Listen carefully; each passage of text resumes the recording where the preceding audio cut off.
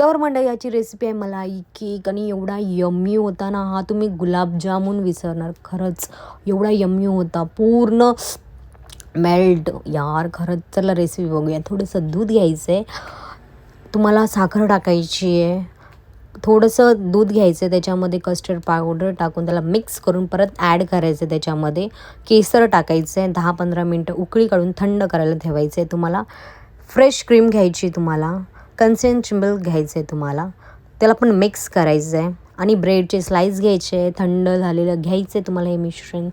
त्याच्यानंतर परत एक स्लाईस लावायचं आहे, तुम्हाला परत टाकायचं आहे. आणि हे तुम्ही मिक्स केलेलं ते पण टाकायचं आहे आणि ड्रायफ्रूट्स टाकायचे आहेत. आणि 4 तास हे फ्रीजमध्ये ठेवायचं आहे आणि त्याच्यानंतर फ्रीजमधून काढायचं आहे आणि यार सर्व करायचं आहे. एवढं भारी झालेलं ना, खरंच यार तुम्ही ही रेसिपी बघून ना परत बनवणार.